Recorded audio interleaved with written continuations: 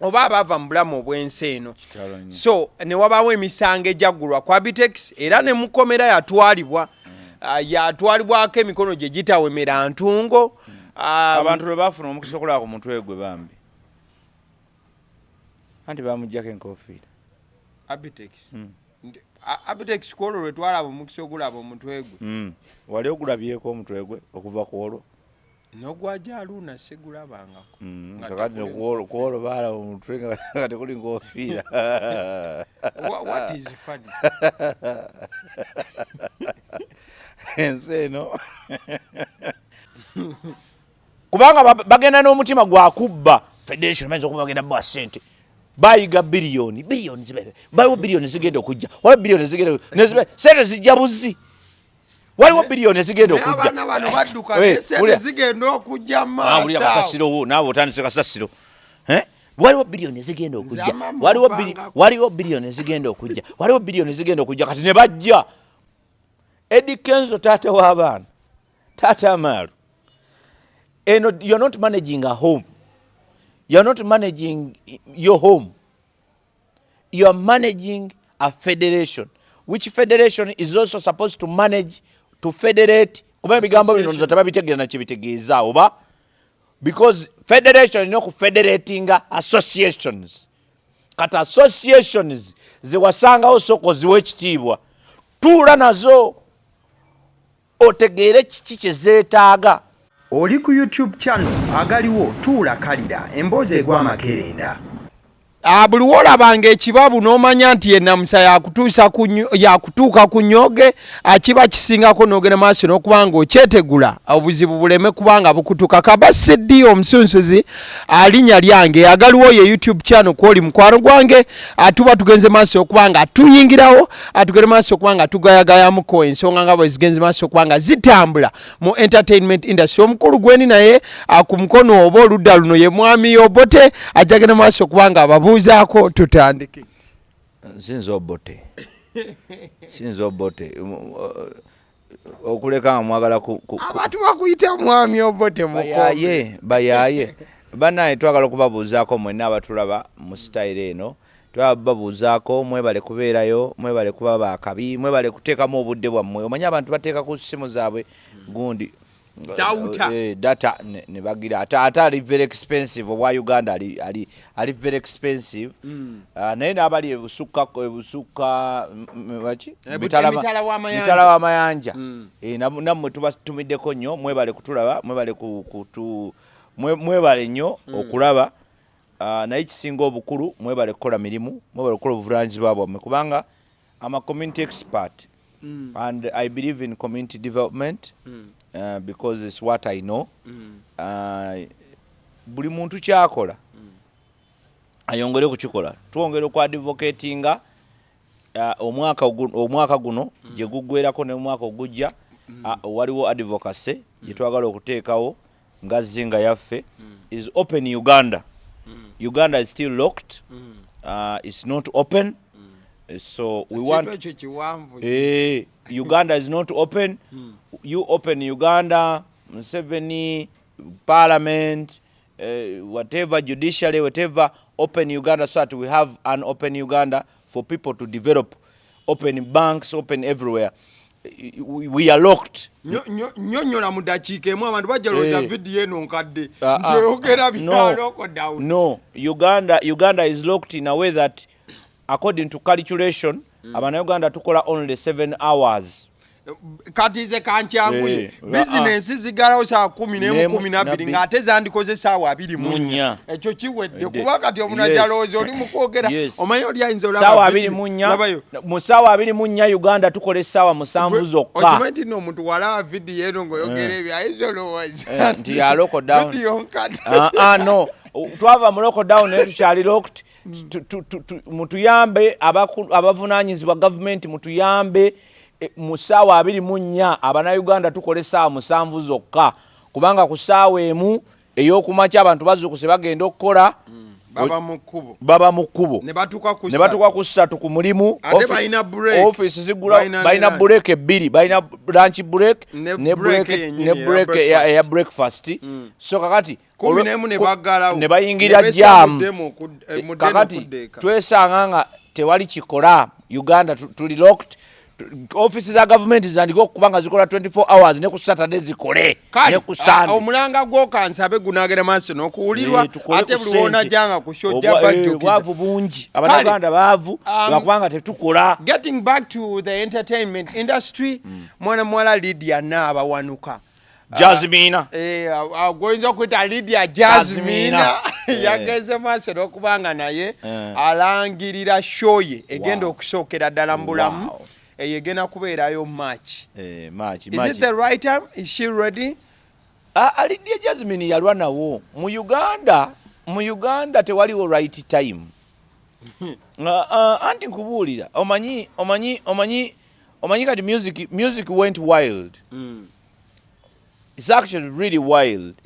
Nti people like Alien Skinny bajja 1 day 2 days nakola show MB nejuza kakati nti abana Uganda tetutambulira nnyo ku right time tebetaka kutegeka anti kubanga bobategeka abana Uganda bali disorganized muko bobategeka ate oyinza okumaliriza tofunye kyoyagala so don't waste a lot of time organizing don't waste a lot of time organizing kubanga naddala mu areas waliwo areas ziteetagamu organization nene nnyo olwa nature ya business eyo nature ya music omwana averi nga temumumanyi nakuba music n'atabuka nagira tetulina order eri proper naddala mu art industry entertainment industry okay entertainment industry neneko naye at least the arts performing and the other arts tetulina nnyo order nungi kubanga the other entertainment like football tosobola kera kumacha n'ogamba nti nze nguziguddewo ttiimu y'omupiira era kakati nze coach era kakati nkoze bwenti era kakati njagala kutambula ku national level bajja kukubisa emipiira Coca-Cola simanyi kubaani bajja kukubisa emipiira paka ne bakakasiza ddala nti olina ttiimu y'omupiira and they have that and I don't know why we don't benchmark with the National Council of Sports tosobola kera kumacha n'ogamba nze ndi mukubi wa bikonde njagenda mu ring tosobola ontegedde bulungi so we need to benchmark by the way from those people. Ugandans naddala fe abali mu art industry simanyi lwaki tulina National Council of Arts ontegedde tube ne National Council of Arts si bino ebyekiralulalu bye babeeramu gundi yakoze ekibiina kati te gundi alina ekibiina oyo yina kasasiro nze nakolako ekintu gundi kye yali nnyingiramu n'akitta the late Katolu Bwama nakolako ekintu bali bakiyita the Uganda twakiyita Theatre Institute Uganda nga twagala oku professionalizinga theatre ebere professional nga maze olwo nali nakirabye Nairobi nga maze okulaba nti waliwo kye twetaaga waliwo omukwano gwange omu mu Nigeria yava Nairobi n'agenda kati is a director in Nigeria ne gundi no Ghana na director wa film ne okusinga nyale mu theater kati nze nganja nnyo theater nsagala nnyo film kubanga film ziba plastic ebisere bisinga naye njagala nnyo theater kubanga ebo original you see me I create a world and you see me so nenjagala nnyo theater naye bwe nayagala nnyo okwagala okukola ekyo naye nkola ekintu bali bakita Theatre Institute Uganda Katolu Bwama yakikuba ekigo ne Katolu Bwama goyogerako mugenzi Katolu Bwama yali mukwano gwange Katolu Bwama yali mukwano gwange yali taata wange mu theater yali muntu wange nnyo era twagenda ntumuziika era naliyo ne bampa n'akakisa n'enjogera newankubadde nayogera eddakiika emu naye naliyo n'okwogera n'enjogera so nasanyuka nnyo kyankola bulungi nnyo era Nsereko yankola bulungi nnyo simanyi lwe ndi mwebaza naye Nsereko yankola bulungi nnyo nti I was very happy nze theater njiyingira lwa Katolu Bwama nali njagala naye nga simanyi bwe njiyingira natandikira wuwe kugundi eyo story njaji kuolala naye kyenkugamba nti Katolu Bwama ye kintu yakyonoona ekyagundi ekya Theatre Institute Uganda. Okay, so should we anticipate for the best okuba wa mwana mwala lady ya Jasmine? Yes. Kuba esho egena kubera mu March w'omwaka ogujja 2024. Yes, kyebadde nti ffe mu Uganda Lady ya Jasmine yalwa nalwo. Jasmine asobola. Okay. Jasmine tewali na kimugaana asobola. In fact abadde agenda kaddiwa. Manyi waliwo ennyumba I don't know oba olabye ku nyumba ezikaddiwa nga tezinnaggwa. Waliwo ku nyumba ekaddiwa nga tezinnaggwa. Ebyo bigambo byo ze tonyumiza bintu. Anti wuliriza kino kikuyamba okutegeera nti sometimes it is okay. It's okay to start and move. Kiroko okutandika. Agende akole. At least tumanye nti buli match tuba ne Lydia Jasmine. Yes, there's no problem. Lydia Jasmine, I pray for you that day will be the beautiful day for you. So go on. She's ready. She can do it. If people have done it, why can't you she? Did it? Why can't she did it? So for me, I think Lydia Jasmine, you are extra ready. Okay. So talking about people who have done it, Daddy Andre did it also. Ayagala maso okubanga ava mu federation. Ekibiina ky'Edrisa Kenzo Msuuza. Uganda National Musicians Federation. Wabula oluvannyuma lw'okuba nti mwana mulezi Daddy Andre yava mu kibiina ekyo. Akiwandira busagwa. Yakiyingira ddi omanyi mukola ensobi alina ensonga ze ebbiri mukola ensobi ekisookera ddala ekibiina ekyo bwe yali akiyingira yagamba ani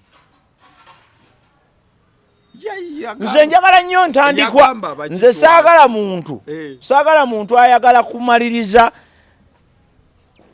kyataatandika saagala muntu abeeraawo bw'oba otandika ekintu nze waliwo ebintu byenkola nesoogera ne mukyala wange nesitamugamba ebbanja bali balintuddemu teri agenda mu bwenzi n'agamba mukyala we kati waliwo ebirala oyinza okugenda n'ogwa mu bbanja nga tewali mugambako sisobola kulimugamba era nfuba nnyo ntobe nalyo nsobole okulisasula nga tategedde ntegedde akulaba kumugamba saagala mmere kumbe ebbanja likute mu nkwawo. So kiki enkugamba nti olumu bw'oba ekintu tewakyogera mu ntandikwa ne mu nkomerero sirikira ddala.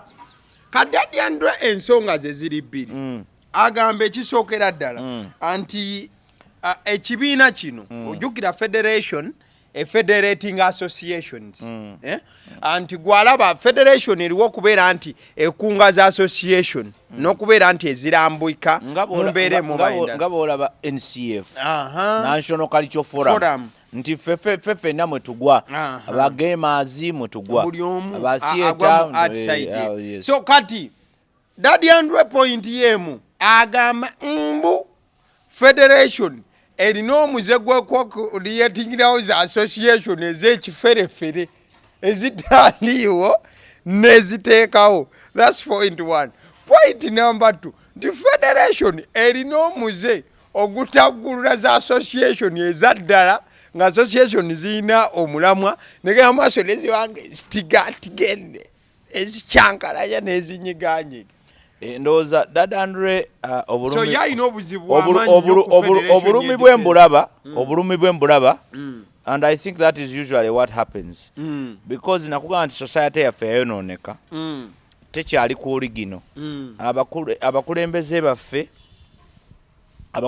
baffe bali toxic babutwa abantu bajja mu bukulembeze ng'ekibaleeseemu kufuna anti akuwa obukulu abakuwadde kulya oyo kasasiro wammwe ontegedde bulungi oyo kasasiro wammwe tekiriiyo ontegedde bulungi because buno obukulembeze obwabwe be babwekuliyetingira waliwo yabubawa waliwo yabagamba nikola association waliwo yabagamba waliwo yagende wa Eddy Kenzo n'amugamba waayi tuyamba okola association tugyetaaga so kitegeeza yalabanga ebabulamu kati bw'aba amaze otuwa kati lwaki ate ye yayagala okulya anti kati ffe twandibadde tulya bawadde kati ate lwaki ye awadde ate yasinga okwagala okulya nedda sebutanasinga kwagala anti wuliriza kati ebyo byonna because these are mistakes zero mistakes zicreating nguzi and all this nonsense. Kakati ebyo tetujja bigenda munyo because gwe kkiriza obagaana from the beginning nakugamba nti federation eyo erina ebijibulamu bingi. Ekyo nakikugamba federation is not nga bwe erina okubeerawo okukubiriza associations kati ekola opposite. Federation tecreating associations esobola okuyambako esobola ziyambako okuzifeedinga okuzaadvisinga n'okuzigumya so si kuzimenyawo. Era bw'ogenda ku National Cultural Forum bo bakubuulira bakuyambako nti otandika otya okubeera part of us. That's their point. This is what you're supposed to do, this is where you're supposed to go, this is what you're supposed to do, this is what you must register, and this is how we can be part of us. So federation is federating these associations. But ekyobulabe ekiriwo nti federation ezenga association ezimu already weziri. Oba ontegeera bulungi? Kakati abalese federation but associations basanzeewo balese manager omupya, manager ayagala atya abakozi. Ontegedde bulungi? Yeah. Nti manager bamulese mupya naye manager atya abakozi kati ayagala sooka ate bagoba bonna aleeta ababi. Ayiyewo ekipya kye banasobola controllinga. So kati and that's the problem. Ekyo kiva kuki manager bwe bamuleeta nga tali professional. Nga tali professional ekyo kiba kisobola okutomera abakozi kubanga ajja alwana n'abakozi ate kuba manager bamuleese mu kifo ky'okukolagana nabo kubanga tali professional. Kati ekyo those are some of the factors zireetera ba managers abo okubeera nti balwana n'abakozi. Ekyokubiri okuleeta manager nga wa kiboggwe nga tagwanidde. Kati association eno ya kiboggwe gundi federation ya kiboggwe nedda sebo. Eddy Kenzo yagwanidde okubanga akulembera abantu abo. Kati gwe yogera nze nsirisi gwe yogera nze ngugabe ebintu we must agree. No, we must agree on the science and the art of a federation. Twakiriziganyiza mu unison ku ntandikwa nti federation erina kubanga federating associations. Yep. Kakati tulina obuzibu nti association ezimu zaaliwo before the what? Nga federation tenajja ye manager go balese ku mulimu n'atandika olwanagana n'abakozi ayagala kubayiwa akola ababe. Ontegedde bulungi? Naye nkugamba nti omuntu akola ekyo taba professional. Ayina kukwatagana ne nti ekisookerwawo nti manager bwajja in this case manager mulabe nga federation nti manager bwajja mu organization oba mugundi mu company nga abakozi weebali wabula manager oli gwe bajjawo ne bateekawo manager omulala mu kifo ky'osooka okukola meeting n'abakozi abaliwo atandika lwanagana nabo. Nze ekyo sikyagala, nze ekyo njagala weeki, nze mufo kyokugamba nti mbadde mukikola mutya kati tukyuseemu nina kye mbadde ndeese tukikyuseemu bwe tuti. Ontegedde bulungi? Kati gwe bulowooza nti nno gwe manager ze oli mugezi nnyo okusinga abakozi ababaddewo abalina experience mu kifo. Oyinza okuba gweobasinga qualification mu kifo kino obasinga bitabo naye tobasinga kumanya kifo ekitambula. Bo bamanyi n'enkuba eneetonnya gyenaava bwe bagyeba nga bagamba twanule mwanya ate gwe gamba nti muzireke nze nasoma nti erina vange nedda muzireke paka enkuba nga etuuse naye byonga omwana amanyi nti akale kasa kakwata wali ako kaba kazibu ako kajja wezitawula saa musanvu tekakya. Okyegedde kati gwolaba omusana gukyayaka obagamba tebukwata ku mmwanyi ezo kumbe nyo omwana yabaze dda agamba kasita kasukka luba lutabuse. So kitegeeza ki nti abantu balina just kubeera kiddayo mu community nti abantu gye bakulira waditamininga nnyo gye babeera nga bakuze. Abantu abamu bakuze balina ennaku, bakuze n'obusungu, bakuze n'obutamanya bungi, abalala tebaasoma. Abantu abamu tebaasoma, ekitali kibi. Naye abantu tebaasoma, naye ate bwe bagenze bafuna ssente, bo ne balowooza nti ssente zitegeeza education, ne bakola ebintu by'abaasoma. Ontegedde bulungi nnyo, abantu abamu tebaasoma, tebalina bukule, Sebo, you don't take things for granted. People go to school and study to become what they become. Bw'ojja kubeeraawo lwakuba ofunye ssente, oyagala okukola ebintu by'abaasoma. Kkiriza gwe teekamu ssente abaasoma. Kati ne bw'oba olina ssente zifaanana, tosobola kukola ddwaliro n'otaleeta basawo. Tosobola, olina okuleeta abasawo professional ne bahandling eddwaliro. Gwe beerawo ku boodi nga nnyini ddwaliro. Board of directors. Ate ne ku boodi nako tosaanako. Olina kubeera just nannyini, ne ku boodi olina kubaako nga member. Toba chairman, ojja kwonoona. Ojja kwonoona kubanga ne boodi tebubisobola, tomanyi science wa management. Abasajja bagenda management science n'avaayo ng'alina diguli, n'avaayo ne masters mu management science. Kati gw'ojja omuleetere kubanga wafunye ssente z'omusimayi wagenda nnyo mu kikubo n'okola bikino. Olimba. People must respect others. People must respect others. Now, as gundi eno federation, ekyo kyerina okusooka okutegeera. Eddy Kenzo taata w'abaana, taata Amalu. You're not managing a home. You're not managing your home. You're managing a federation. Which federation is also supposed to manage, to federate. Kuba ebigambo bino nzo tababitegeera na kibitegeeza oba. Because federation ino ku federating associations. Kata associations ziwasangawo soko ziwe ekitiibwa. Tuula nazo. Otegere kiki kye zeetaaga, otegere badde bakola batya ebintu, otegere ensobi zaabwe ziri ludda wa, you federate in. Ontegere bulungi nnyo. Kati bw'omala okukola ekyo olina kuba mugattaganya so si mwawuziwa. Exactly. Ate their role is not to create associations. Federations don't create associations. No. They federate them. You federate them. Those that are found already. Yes, and nezirala ezagala okujoininga.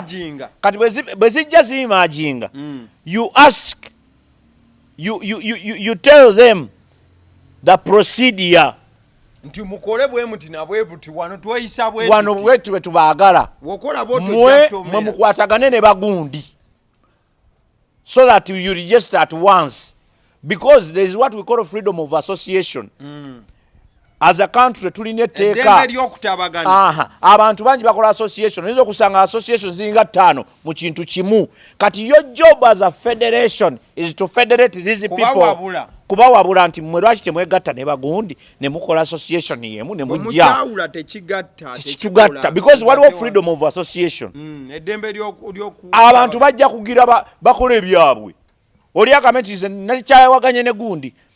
Katukole ekyaffe. Eringa ku WhatsApp group. Ochegede association by the in fact omusajja bamugoba mu WhatsApp group. In fact by the way, the best example any layman can get is federation. Girabe nga bolaba WhatsApp as an app. Association girabe nga bolaba WhatsApp group.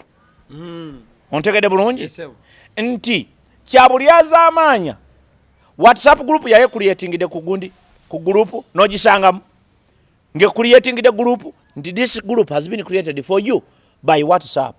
Nedda. Waliyo kyabyeko.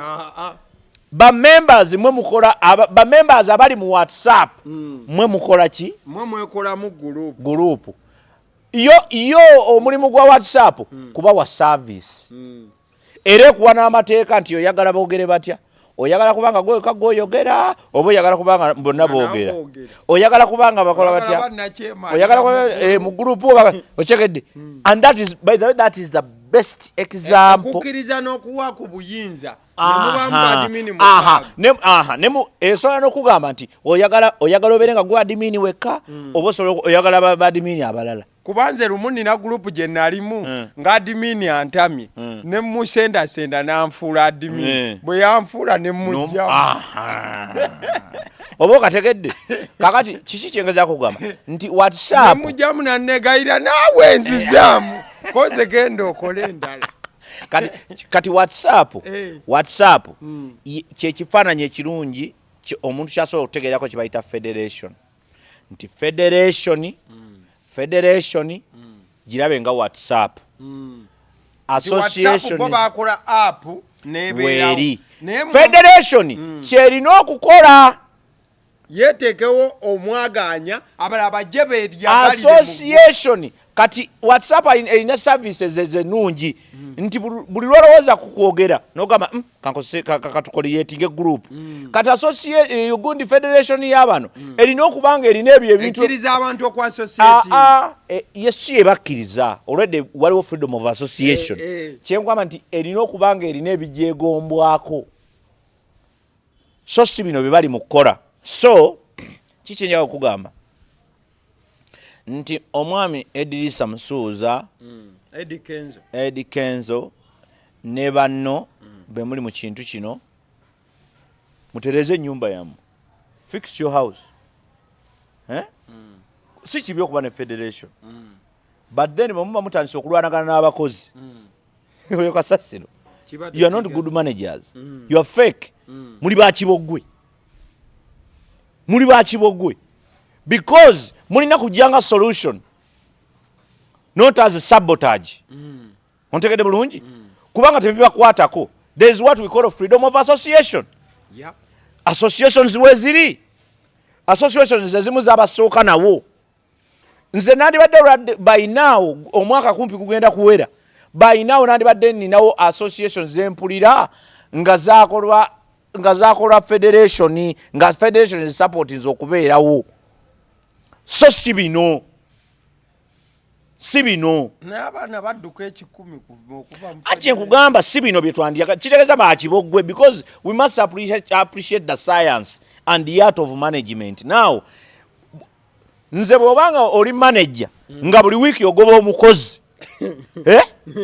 I question your management ndi bw'obanga ogoba omukozi kati obuzibu butandika bakwe tosobola kuŋŋamba nti ndi musomesa ng'abaana bo buli mwezi bagwa buli lwe bakola ebibuuzo bagwa mutandika olowooza nti gwe atali musomesa mulungi tosobola tandika gamba nti kakati nze abaana nze kasita omwana afuna biro 50 mba nina okumuteeka kakati njala kutegeera gwe okola ki gwe what is your role okoze ekyo ofuna nze sikiririza mu bisomero bigoba baana omwana twamukotte nga akola netemugoba stupid what type no anti mulimu agaana agasuka naawe ekyana nga kyagala baana bannakyo kikoze famire mu ssomero ekyo nga tetugoba ekyo tunoonya kina olereza omuzadde bw'aba aleeta omwana ku ssomero amuleeta n'omukazi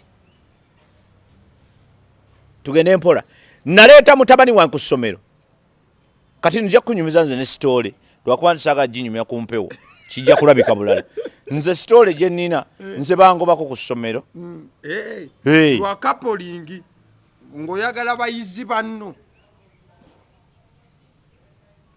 kati nyumya erifaka gye tukiveeko kubanga tetadda tukireke tudde ku sitole endala abantu libabuulira sitole eyo olulala njagibabuulira olulala kikyembadde ngezaako okugamba wali kafulu mu kapolingi gwomanyi ate waliyo gye wasomera nange nze nasomako naawe uliriza tukaleke kyembadde nkugamba nti ku federation eno kyembadde nkugamba nti amasomero bw'oyogera ku ssomero buli essomero libanga ligoba nnyo abaana I question their integrity. I start questioning what is wrong with them. Ontegedde bulungi because biyinza okuba ebigobo by'abaana bituufu but maybe factors ezibireeta ziri muki mu ssomero kakati gwe association buli lwobeera nga buli lunaku wavaayo omuntu mu association wateekwa odde okuba nti the association erina obunafu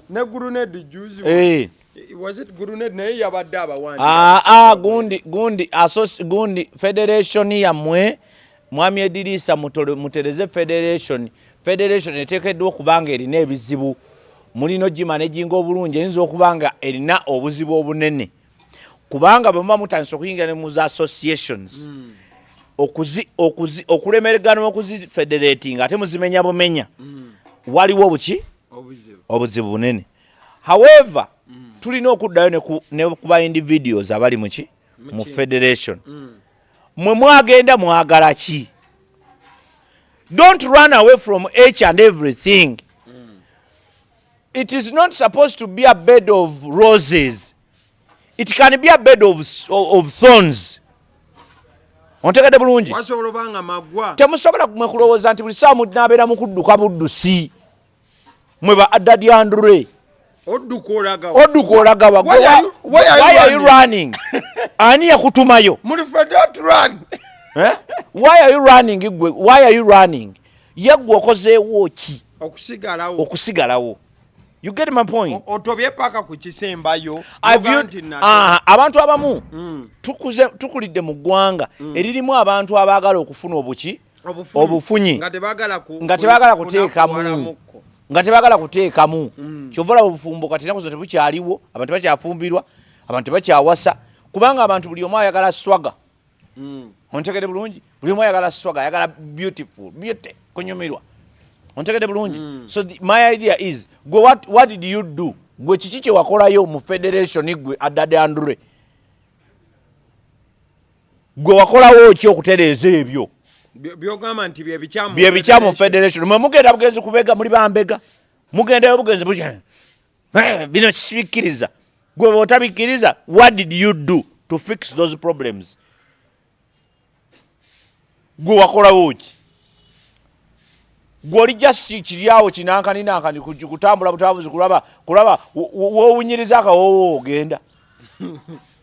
Kubanga bagenda n'omutima gwakubba federation mayinza okuba bagenda bwa ssente bayiga biliyoni bayiwo biliyoni zigenda okujja waliwo biliyoni zigenda sente zijja buzi waliwo biliyoni zigenda okujja abaana bano badduka sente zigenda okujja wulira kasasiro naawe otandise kasasiro waliwo biliyoni zigenda okujja waliwo biliyoni zigenda okujja kati ne bajja bwe bajja bagenda kola biliyoni tezituuka ne bavaayo ne batandika okuwaayiriza bayinza okuba bawaayiriza nga bambi Kenzo talina bayinza okuba bali mu kuwaayiriza because both sides olina ozitunuulira bayinza okuba nga bali mu kuwaayiriza Eddy Kenzo omusajja wattu nga musajja manager mulungi amanaginga bulungi ekintu kye naye nga kati bano kiri ku mulamwa bano ababa bagenda okubba bagenda okulaba sente tezituuka baali balina ebizibu bya rent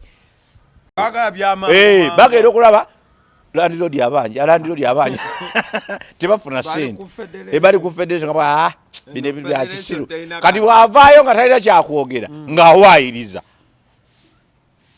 nekyo nakyo kiri possible because we must look at all those sides. Nekyo nakyo kiri very possible kisoboka okubanga bano bwe bagenda bwe batuukayo ne balaba nga sente teri nga ganyana Kenzo yenyini alina oluyimba yaga ganyana ganywewa muwangazi alina oluyimba nga balaba ganyana ganywewa omuwangazi ng'ate bo bagasasula rent ne badduka ate bwe bavaayo ne bababuuza nti ki ekyakugjeyo tayagala kwogera mazima n'alimba n'awaayiriza federation. So that is possible but also ne federation nze nkubulidde federation byerina okukola emulimu gwayo gwegwo mu nsi yonna si mu Uganda mwokka. Ontegedde bulungi. So the association abantu balina freedom of association. You can have 10 associations mu kintu kyekimu. Kati federation omulimu gwayo ku federating ejje bagambe banna mwe lwaki temwegatta bwe muti bwemufunamu nga mwegasse mweyunge ku federation. Ontegedde bulungi.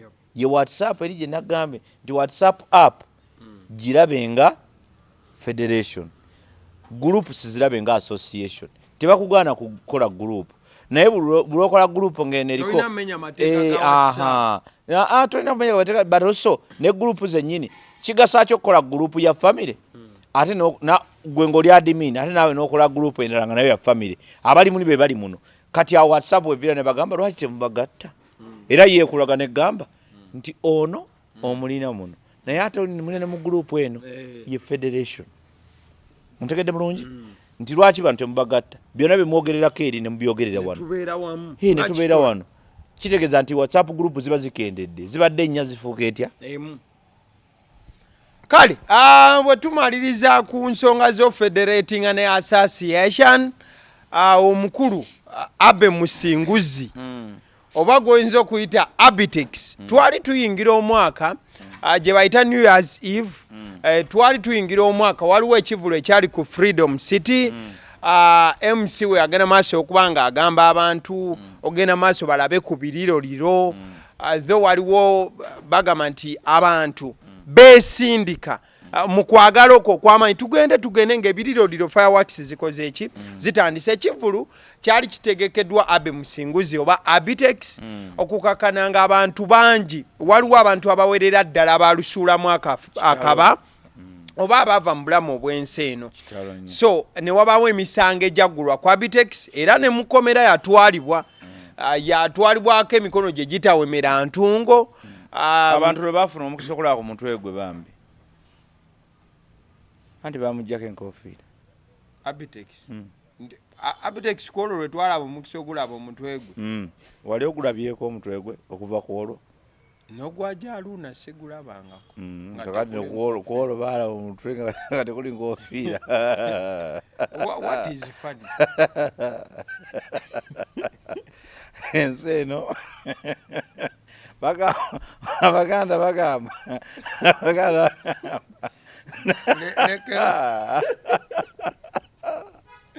nti eryoka netonya ensisenkanye emyoyo ate negundi yatulabula negundi yatulabulako omwami gwe bayita Ronald Mayinja Mayinja we mwagala nnyo yagenda nagamba nti kibuyaga lwatikkula ennyumba lwalaba kibuyaga nga atikudde enkofiira kibuyaga yatikkula enkofiira ya Abitex kyokka ebyennaku bisekerwa naye Abitex bamutwala mu kkomera era tugenda olaba nga omutwe mukalu sisala nviiri nze bwe nsala enviiri mbanga ali obukunya ekyo nedda nagaana ate olaba eno twambala yonna lwaki omutwe tegwambala nze mbamatanga amansiza entungu naye oba weeyambudde kale ate byannaku naye museka musesi gwekera okuseka omusiru n'amagezi owakamera yatuse saali eri aseka Abitex bamusiba ne bamugulako emisango olw'abantu abaali bafiiridde ku Freedom City oluvannyuma lwa byonna Abitex omusango yaguwuse buva oba bamwejjeereza nga tunagenda eyo tusooke tukkirize tusiriikiremu ne bwe basekendi emu olw'abantu olw'emyoyo egyawumula kubanga baali mu entertainment and baali baze kusanyuka ate mu kintu ekyaffe omukama abawe kiwumula ekyemirembe so abantu bafiira ku Freedom City naye oluvannyuma lwa byonna Abitex bagenze maaso okuba nga bamwejjeereza omusango yaguwuse buva tusobola ogamba reliably say that he is a free man omusango bagenze maaso okuba nti no tegumusinga balooya be bali awo bali mu kuteekateeka looya yagambye Gayina Wangabye Matovu oba yagambye nti bali mu kuweyinga mbala bo babagenda maaso n'okugula emisango kwabo baali baguddeko emisango kijja kuba kya butaliimu. Kijja kuba kya butaliimu. I think olw'obulungi bw'eggwanga omanyi abantu balina otandika okutunuulira beyond them, beyond me, beyond you, beyond her, beyond whoever. Ontegedde bulungi. Tulina okutunuulira beyond. Ontegedde. Tutandika okutunuulira eggwanga lino nga our very own home. So ensonga gye twogerako yafiiramu abantu. Ate olaba abantu tebaawaabira. Ontegedde bulungi. Abantu tebaawaaba mu bulumi bwe baayitamu nakati bayinza okuba bakyayita mu bulumi obwo. Ontegedde bulungi. And remember those are young people who died. They might have not party been goers, entertainment lovers. So kyanaku at the beginning of the year nga tuyingira uti omwaka notasobozla kuguyingira notasobola kuguyingira na bulamu. So ndowooza nti kijja kuba kya buvunaanyizibwa Mwami Abitex wano twagala okukongratulatinga kubanga nakyo kigumu okuba nti abantu bafudde naye nga gwe omutwe gwe gutunuuliddwa. Imagine nga tekuli na nkofiira nga gwe gutunuuliddwa bwe guti nti abantu bano abaafa gwobavunaanyizibwako. Wuliriza ate baagimulekako baagimuggyako. Okyegedde bulungi guba mugumuko nga teguliko nkofiira nga gulimu enkofiira naye nga bagijjeeko naye nga bagamba nti omutwe gwe guvunaanyizibwa ku bantu abaawummudde. Kigumu kifaanana ejjinja era nze I want to congratulate him on that matter nti Mukama yeebale yakusobozesezza okuyita mu muyaga ogwo.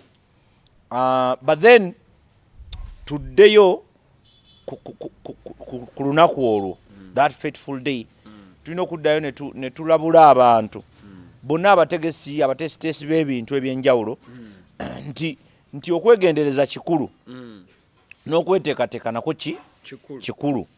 Ba MC bano betubeera nabo jo nabadde ngenda kuba MC wange oluyi jo no ku Independence Day nali ngenda kuba gundi MC wange oluyi. MC wange ayina ndowooza ne ba MC ndowooza ne bapukamingi baabwe abayina oyisaawo okwaba akukusa mugati akati ng'agenda akukusa ekivubuka akireeta ku stage kiranga abayimbi betutalangangako. Yalese kyemusa ekirala yalese kyemusa ekirala kyemusi kyogera ebigambo tebitegerekeka kyogera ku basponsa betutanaba kuwulira nako kyogera kimansa entungu nemugamba nemunoonya bubi nnyo ng'alabika talabikako nga kiba wemudde kino kye baleese. Namugambe nja kukuba ebikonde namugambe nja kukuba ebikonde ojja kakasa nti nze siri wa bulijjo nja kukukuba era namugambe genda ku stage oba nja kukuba kuba nasobola kwagala kusitula mujega nenga waliwo yamuwadde akazindaalo nemuga nja kukuba ebikonde osesemu omusaayi wano naga yaga manager shate ko nja kukuba ebikonde gwe musoba olinayo musigo wandi ate we city ate we ghetto ate we uptown byonna bikozi street zonna tuzibeerako ne bodduka mu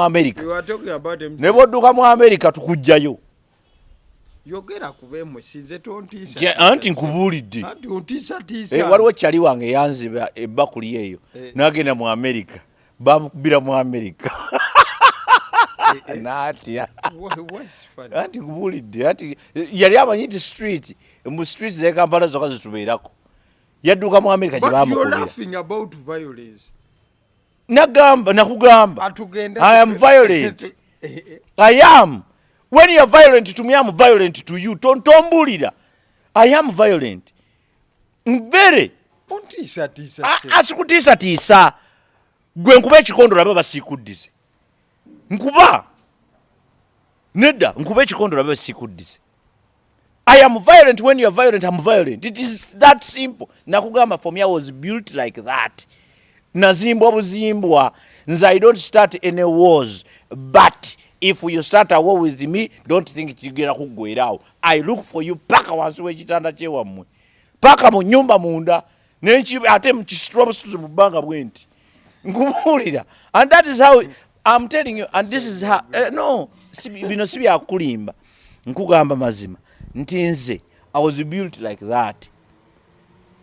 I was built like that. A application mweri munze. Tugende wali wa MC. Mbade kwa nti MC nti wali MC yavaako obuzibu. Ontegedde. Na wano MC nabadde ngena kungamba ngena kuba MC ebikonde. Yes it was. Yawandise MC we. Obo ntegedde bulungi. Gwe twagambye abasi gwe MC. Ate yakuta omwana mwana Bamutadde ku stage. Omwana ayogera ebigambo ebitali bituufu. Ayogera ku bayimbi abatagenda kubaawo. Betutalanga nako. Agalo bakubya kiboka abantu. Abatuze bagenda. Eri twabadde mu exhibition si show. Twayisa abayimbi baffe. Abaana b'omu ghetto ba exhibiting abakola engatto, abakola amasaati, abakola amasepiki, masefuliya, survivor. Nze gye nalabidde ku mwana. Omwana yaleese stove. Yaleese sigiri. Ng'ekozesa masannyalaze. Gana agakoiro. Nga koiro bagiteekako banna abaana bakola ebintu. Abaana era bayiiya. Omwana yakoze sigiri, ogiteeka butesi masannyalaze bwoti. Tenywa masannyalaze, ekozesa koiro, ne koiro ate eri mu ttaka. Yakisinze mutaka tekubisa masannyalaze. Omwana omutone bwaba abadde agenda gye n'ajja n'akwatako bw'ati temukuba masannyalaze. Kati we are seeing all that innovation. Mpulira ate mbiraga n'omugenyi mukulu, mpulire omuntu ku stage ayogera ebigambo sibitegeera. Nsirika nyongera maaso ntambuza honorable mulaga not kwewano mwene buli ekigambo ekirala nga omusajja yambadde okumira mugamba nti gwe beera wano. Eri bonoona. Jukira ali ku muzindaalo buli kyogerwa kiwulirwa. Ntuuka wali ne njagala musitula ne mutunulira bwenti. Ne mugamba gwe byabyo oyogera ni yabigambe. Nasooka ne yeesikamu n'ensirika. Nenoonya MC kati kuba MC yandabye edda. Ategedde nti yagagiwunyeemu. Kati mbuuza gundyalwa. Mugwako. Nga ngenda kukuba ebikondo sese mu musaala. Tuddeyo kwe musina batunyumya nonzijjayo. So kitegeeza ki? Abadde nti MC yaleeta anti kati nkulaga background y'ekintu kyonna nti ku lunaku olwo that fateful day MC yavaako obuzibu. Ontegedde nti yakola communication yali unnecessary. Nga tamaze kwebuuza. Nga tamaze kutegeera application. Nenteekateeka eri ekyawuna. Ate mufulume wabweru mulabe ki? Fireworks. Lwaki okyogera? Gwe balabudde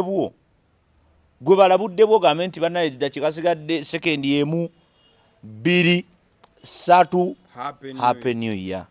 Totandika ku directing abantu. Toli director one. You are not the director of the show. For you, your job is being an MC. That's all.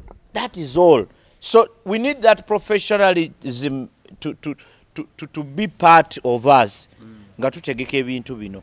Okwewala ebizibu ng'ebyo okugwawo kubanga olumu ebizibu ebityo bigwawo bikiraiminga obulamu bw'abantu. Kakati bwe bikiraiminga bwe bityo it is very olala era twaliko gye twali naye sijja kukyogera mujja gamba nnumbi naye nga waliwo beach emu eyafiiramu abantu era because of some nonsense. Okyegedde kubanga management yagaana okubeerawo abantu ne bawuga mu ngeri eri very weird abantu bawumula. Okyegedde so kikyengezaako kugamba nti kyamagezi nnyo abantu bafiiridde nnyo mu entertainment which is very wrong. Which is very wrong. Entertainment erina okubeera erina okulongoosebwa. Entertaining not murder. Kyabulalu nnyo omuntu okuva ku gundi okuva mu bbaala ne bamukubira mu bbaala n'afiiramu. Exactly. Si kufa. So kigazi mu bugazi bwakyo. So kyakwegendereza nnyo kubanga tekikyo kiri manageable. Kubanga teri event etegekebwa nga teriko ba manager, teriko kifo, teriko ki. So tulina just kusinkinga mu program. Fenna ne tutegeera. Era Johnson nategedde nti twetaaga okukola nga meetings nga tugenda okukola zi shows zino n'okola meeting n'abantu bonna abagenda okukola all service providers including security including those people including MCs.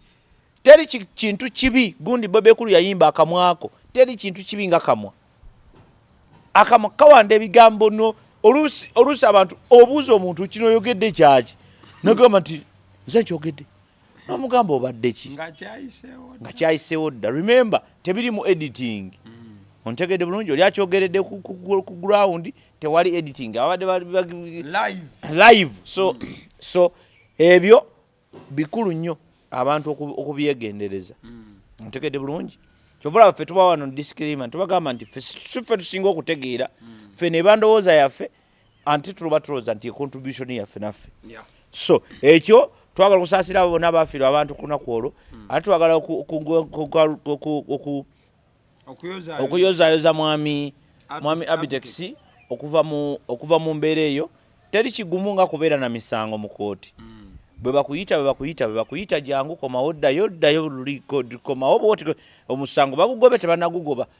You are spending a lot of money and a lot of time and you are not sure kyekigenda okuva muki mu musango gwo. So ekyo twagala kyebaza then twebaza kooti mu ngeri enjawulo okuba nti yavaayo evuddeyo neesala omusango gwo manguko omusango gwafiiramu abantu ababenkanidde awo okuba nti esobodde ogusala mu bwangu bwe buti naye tugyebaza. Ekkooti emanyi okutereka emisango. Waliwo omukwano gwange omu bakamusalira omusango gwe recently naye omusango gyaliwo mugundi gyaliwo mu biseera bya campaign naye bakagusala bakagusala ontegedde bulungi bakagusala tegunnabala kuweza yadde n'omwezi yadde n'emyezi ebiri yadde n'omwezi tegunnawera by the way ontegedde bulungi naye so kitegeeza nti kooti nga bweraba emisango egimu bwe beeraba n'emirala esalenga emisango giggwe. Emisango gy'ettaka giri mu kooti abantu bababyeko amataka. Waliwo omusajja jjajja waffe owagundi owaddaani gwe twakaziika recently abonyebonye n'ettaka lye okumala emyaka kagiweza endoozi emyaka nga 6 ettaka bali mubbako ate abaalibba be bagula nga bakola byabwe ene kooti bwetasalawo ontegedde. Emisango eyo jjajja mu biseera bya gundi omukyala bamugemerere ontegedde bulungi Catherine bamugemerere that commission leero tebasalanga misango egyo akakiiko kawedde kaggwa naye kamala emyaka nozo ebiri oba gumu ne kaggwa naye tebereza from that time tebasalanga misango kyokka abatunda ettaka batunda abazimbako omusajja yatuuse kufa ng'ettaka lirina gozirini. Your closing remarks. So for me, my closing remarks is simply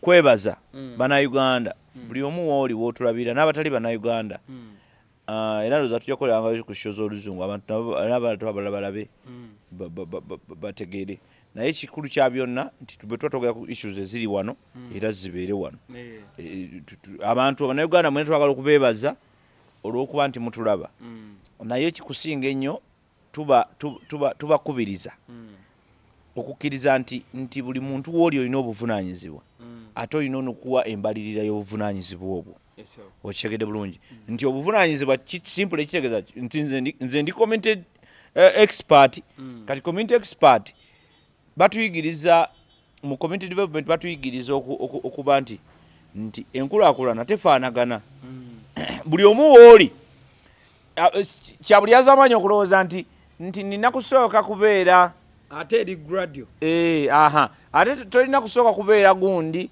tolina kwetaaga gundi gwe okulaakulana enkulaakulana etandika naawe kale buli kaseera ku set mbeera ne mwami Obote nagere maaso okuba nga asenjula ensonga nga bwe ziba zigenze maaso n'okuba nga zitambula.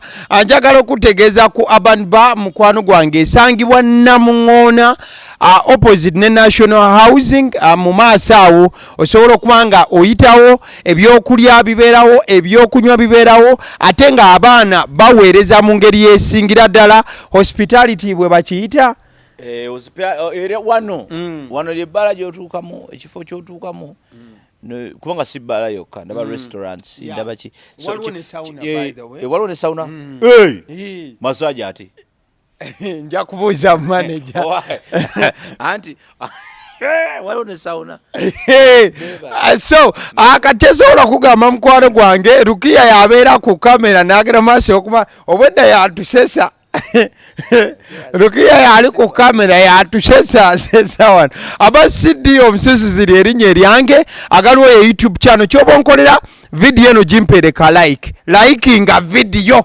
mweraba